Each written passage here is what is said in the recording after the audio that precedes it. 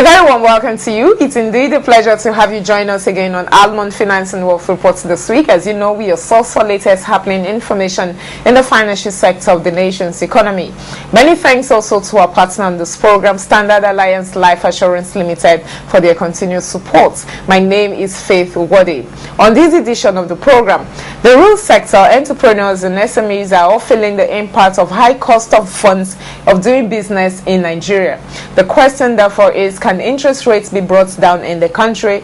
All these will form the basis of our discussion this week on the program with a renowned economist, Mr. Olujimi Boyo, as we look at the topic, high interest rates and economic growth. Plus, the section on business law recently put together its 7th annual business law conference in Lagos. The special guest of honor at the event was the Executive Governor of Ekiti State, His Excellency Dr. Kayode Fayemi.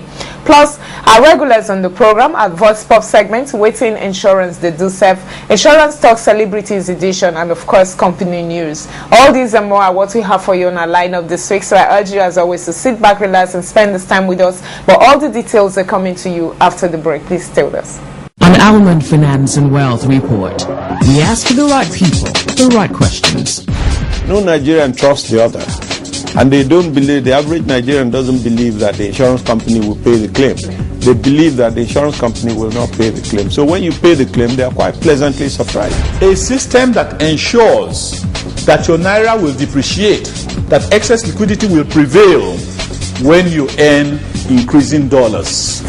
It should be reverse. The whole idea of insurance, as far as I'm concerned, is to spread the risk. That is the actual cost. We highlight the right events.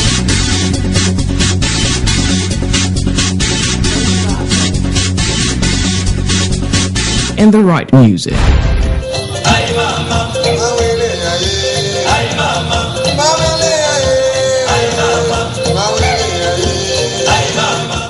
Join your host, Faith Ugwode, every week on this station. Almond Finance and Wealth Report, the right platform. All right, moving on straight. Recently, the central bank governor said that it is not possible to guarantee low interest rates due to harsh business environment in the country. Is this true? Find out from this very incisive interview, Mr. Olujimi Boyo, a renowned economist.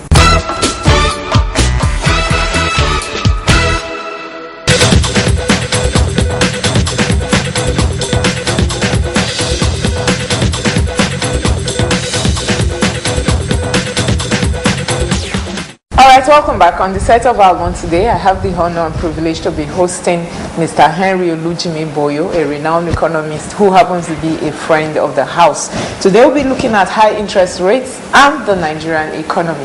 Thank you so much, sir, for joining us. Thank you so much, Faith. Okay, Mr. Boyo, I'm going to start. Benchmark interest rates in other clients hovers between 3 and 5%. But that is a far cry from what we have here in Nigeria. So I'm going to start by why is interest rates so high in Nigeria? Thank you, Faith. Let me add to what you have said. Yes, 3 to 5% in possibly struggling economies. Yes, but in successful economies, the benchmark policy rate is usually below 2%. If it goes above 2%, it's often observed as crisis situation. So you are right, 3 to 5% in struggling economies, but 1 to 2%, even less than 1%, for example, in a country like Japan. But in our case, you find that we have a monetary policy rate of about 12%. But maybe I should explain the significance of the monetary policy rate. The monetary policy rate is a control, not because you don't understand it, but some of your viewers may not. The monetary policy rate is a control rate that helps to drive the economy or slow down the economy as required by government. Because government looks at the situation and say, the economy is overheated, for example, let's slow it down. So in order to slow it down, for example, it might raise its monetary policy rate up. And when it raises its monetary policy rate up, the banks who at the final disbursal of loans and funds and things like that would also fall in line. And when they see that there is no economic activity and they want to stimulate economic activity, they will bring down their monetary policy rate to as minimal as possible so that the cost of funds will also be cheaper. And when cost of funds are cheaper, you find that industries and entrepreneurs are able to borrow much more cheaply and invest. And when they invest, of course, they create employment opportunities, and this creates improved economic welfare, economic and social welfare. So, yes, our monetary policy benchmark rate of 12% is very high, it's abnormally high, and in truth, it can only stimulate or instigate cost of funds in the real sector to about 20%. And if you asked the businessmen, industrialists at the moment, they'll tell you that the oppression of the cost of funds is a bit unbearable, because they are expected to compete with imported goods that are coming from areas where the industrialists have 1-2% interest rate, while you are dealing with 20%, 25% interest rate. So ab initio, you can't be competitive. Okay, so the monetary policy rate of 12% is very high, but the question you ask is, why is it so high? And the answer is very simple. Over time, in the last 20 years or more, as I told you earlier, when you want to stimulate investment in your country, you make sure your monetary policy rate is low. But over the years, we find that the issue of excess liquidity, that is, you might wonder, what am I talking about? Excess liquidity? Yeah, but excess liquidity means excess or surplus cash. Then you can say, you will say, you mean there's surplus cash in Nigeria? In Nigeria. And we're not saying it, and you're absolutely right. But as a media person yourself, you will have heard several times, at least 3-4 times in a month, the central bank saying there's too much money in the system and they have to take it up.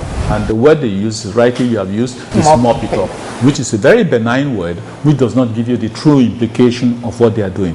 Yes, other countries also mop up. Even successful economies mop up. But the pattern or the strategy for mopping up is different. Okay? They wouldn't, for example, be borrowing money they don't need.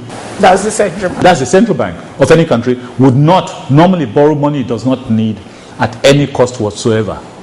So in other words, it is not only by borrowing money out of the system that you mop up excess cash or reduce the extent of excess cash. Indeed, one of the ways is the what I would call the rogue solution that has been adopted recently by the central bank governor, by saying, too much money in the system, I've suddenly realized that there's another way of mopping up this excess liquidity or taking out this excess liquidity than borrowing at 13-14% and costing government almost 300 billion naira as interest charges to the banks for giving the bank free money every year. There's another way, and that way is to say, why do we really have to be putting our money in the bank in the first place? Why do governments have to be putting their money in commercial banks and then go back to borrow it back because of the problem of excess liquidity? Let's just use what do I call it, official fiat, and say, henceforth, 50% of all government deposits in bank would not be seen as part of cash reserve. But Faith, that has its own adverse implications. Because immediately you do that. First, I must say, I must be consistent and commend Governor Sanusi, because it requires courage to be able to say, I have been doing it wrong all these years, and that I have unwittingly cost the government a lot of money.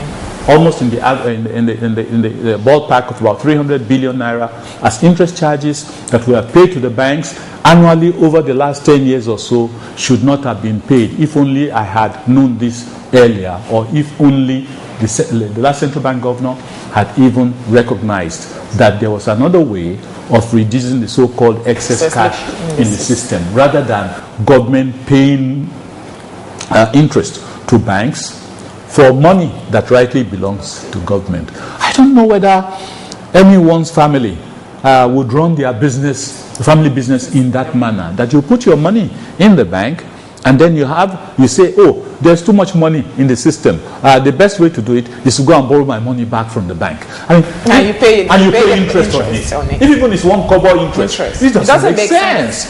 Not to talk of you are paying 13-14% interest, and this has been going on serially for so many years. It's unfortunate. But I tell you the truth. The question media people, by the way, I must say, I'm disappointed.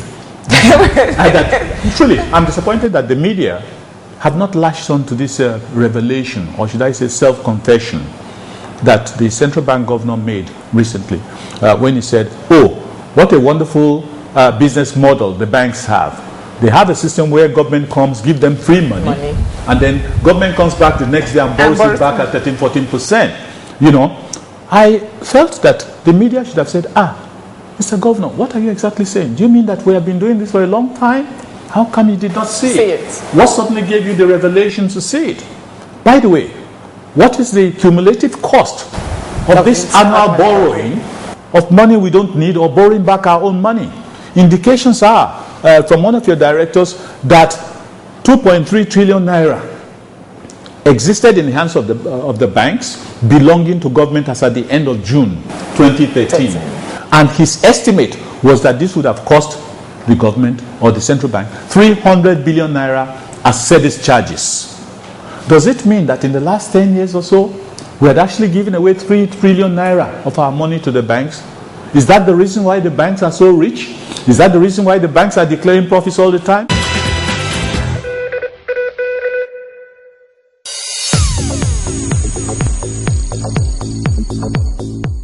Well, the insurance industry in Nigeria has come a long way. It has developed over time. But the experience has not been too good. For me personally, there was a time I had problem. A car hit my car, and I had some problem collecting my money back from the other man had a third-party insurance, so I had some time getting my money back, but eventually I got it. And I think some people have such similar experiences too. But I think there has been a lot of improvement. There are more credible companies coming up, and the industry is getting better. Awareness is still poor because the people themselves are poor. And when you don't have enough, it's difficult to convince you to put aside some for insurance. So until there is an improvement in the real income of the people, then it should be difficult to sell insurance to them.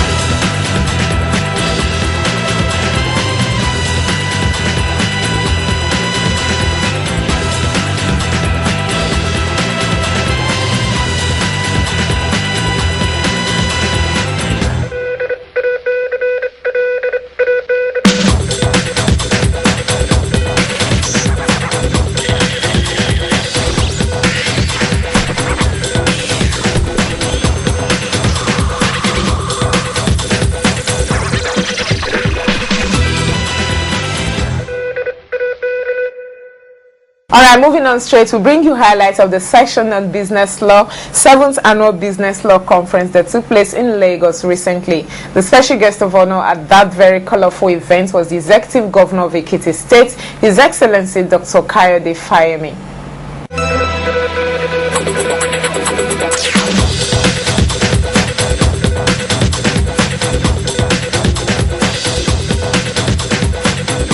The Nigerian Bar Association section on business law, SBL, is one of the specialist sections of the Nigerian Bar Association that was set up primarily to engender the professional development of Nigerian commercial lawyers and thereby raise the level of business law practice in Nigeria. The section, which was created alongside the section on legal practice following the approval of the NBA National Executive Committee and pursuant to the resolution of the NBA Annual General Conference held in Enugu in 2003, was inaugurated on the 9th of December 2004 by the then President of the NBA, Chief Boyo Ojo, SAN. The objectives of the section on business law are clearly stated in Article 1 of the section's bylaws as follows. 1 is to promote the delivery of qualitative business services to the public, to promote and provide continuing legal education to members of the section, to promote uniform study on the common interests of business law practitioners locally and internationally, to guide, assist, and organize enlightenment programs for the section's committee, legislative bodies, and parastatals in deliberation, drafting, and enacting of legislations pertaining to commercial and business issues in Nigeria. The NBA section on business law recently held its 7th annual business law conference. The conference brought together legal practitioners versed in the various areas of business and commercial law, policy formulators, and stakeholders. The theme of the conference this year was the legal profession in an emerging economy. Among the keynote speakers was the Executive Governor of Ekiti State, His Excellency Dr. Kayode Fayemi. Welcoming participants to the conference, the Chairman, Nigeria Bar Association Section on Business Law, Mr. Gbenga Oyebode, MFR, stated that he is without any doubt that the 7th Annual Business Law Conference will be more successful than previous editions. Distinguished ladies and gentlemen, again let me welcome you. Let me thank you for being with us. Let me implore you to please stay the full length. You will see that we have something for everybody in our program. And let me assure you that we aim for this year's conference to be successful, to be more successful than our previous conferences, and that when we do our review at the end of it, all of us will be pretty assured that we've met all your expectations. I thank you very much for listening to me, and I welcome you to our conference. Also speaking, the President of the Nigerian Bar Association, Mr. Okewali, SAN, was full of commendation for the Chairman of the SBL. I congratulate the Council and members of the Section on Business Law under the able leadership of Mr. Gbenga Oyebode, MFR, for their commitment and determination in steering the affairs of SBL. Since after the seeming crisis that threatened to destabilize the SBL before the current council came on board. I'd like to put on record the satisfaction of the Nigerian Bar Association with the dedication and diligence which the leadership of the SBL has shown in the management of SBL affairs and organization of this exceedingly rich conference. It is an eloquent testimony to better things to come in the SBL. The aim of the annual SBL conference is to explore available resources to improve the lots of Nigerian lawyers on commercial law practice. Leading the pack of special addresses were Honorable Justice Mahmood Mohammed, Justice of the Supreme Court, who represented Honorable Justice Aloma Mukhtar GCON, Chief Justice of the Federation. Others were Justice Fumilayo Atilade, the Head Judge of High Court of Lagos. Also speaking, the representative of the Attorney General of the Federation, Mr. Mohammed Adoke SAN, Dr. Taiwo Ogundare, stated that economic globalization has increased the volumes of litigation across board. In the light of this, specialization in judicial services is desirable. Economic globalization has increased the volume of litigation and other dispute resolution options. This has also increased the degree of deference to foreign courts, judicial dialogue, and interdependence among jurisdictions. In the light of this, specialization in legal services and judicial functions is desirable. Globalization has strong territorial borders and impacted significantly on our ways of life. Due to the increased interaction of cultures, businesses, and political ideologies facilitated by technology, we are daily confronted with the need to re-evaluate existing practices and standards in the light of constantly evolving global best practices. Some aspects of these include the issue of electronic evidence, cybercrime, digital forensics, video conferencing tools, and a myriad of others. In all this, the law and legal practice play an important facilitative role. Delivering the keynote address, the guest speaker, Mr. Harold Pasner, Chairman, Issues Committee on the Law Society of England and Wales, spoke extensively on the rule of law. According to him, the rule of law is one of the building blocks that can take a country from poverty to prosperity. The effective delivery of legal services, as well as fair and efficient legal systems, underpins economic growth and stability both at home and abroad. Effective legal services can result in a multiplier effect, supporting economic growth in UK businesses overseas. They can also support wider stability by fostering the rule of law internationally for the benefit of businesses and individuals. Furthermore, UK Prime Minister David Cameron, who is one of the co-chairs of the high-level panel on the post-2015 development agenda of the United Nations, has described the rule of law as one of the building blocks that take countries from poverty to prosperity. He's also spoken about the need for a radical new approach in supporting what he calls the golden thread of conditions that enable open economies and open societies to thrive: the rule of law, the absence of conflict and corruption, and the presence of property rights and strong institutions. Countries concerned about improving their economies must look critically at building infrastructure and an efficient and effective judiciary. Also speaking, the second guest speaker, His Excellency Dr. Kayode Fayemi, the Executive Governor of Ekiti State, said that the challenge confronting emerging economies such as Nigeria is that of global competitiveness. The challenge immediately confronting emerging economies such as Nigeria is that of competitiveness on the global stage. In the context of a world economy in which the flow of capital defies national boundaries, countries are intensely competing to attract resources and are advertising themselves as the ultimate investment destinations. Therefore, certain questions have become relevant. How do we rank in terms of investor friendliness? How do we stack up against other countries in terms of global best practices in corporate governance and business ethics? In the global rankings of the best places in the world to do business, Nigeria scores very poorly.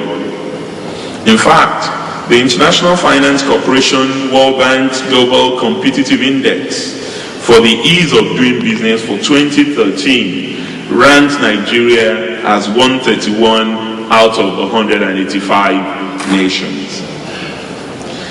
This portends the need for us to improve on the factors that make investors prefer other countries above ours. most of which have to do with improving the capacity of our institutions to streamline the processes for incorporating and running businesses, improving on the quality and spread of infrastructure, as well as strengthening the capacity of our legal and regulatory institutions to enforce contracts and ensure equity and justice among parties to any business interest. Given the large turnout at the SBL conference this year, the NBA no doubt has strengthened its internal policies on the SBL, which many believe is particularly important to gain nationwide acceptance and support.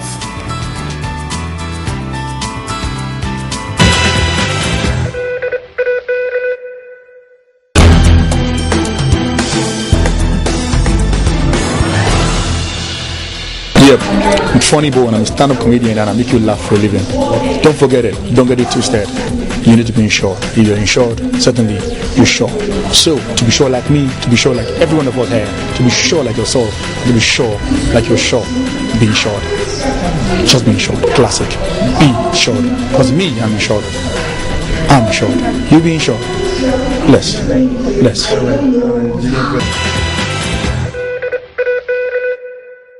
Alright, that's the time on this edition of the program. I do hope you thoroughly enjoyed it. Like I always say here, for comments, questions, observations, do feel free to get in touch with us on 017763981 or 08033357879, or better still, send us an email, almond4xx@yahoo.com or almondproduction@gmail.com. You can also visit us on our website, www.almondreports.com. Many thanks to Standard Alliance Life Assurance Limited, our partner on this program. Do not forget also to join us every Wednesday by 9:45 a.m. on Nigeria FM 102.7 for our Pidgin English program called Waiting Insurance They Do Serve. You can also view past episodes of this program from our website, www.almondreports.com. My name is Faith Uwade. Until same time, same station next week, when we come your way with a fresh package of this program from all of us here, is goodbye.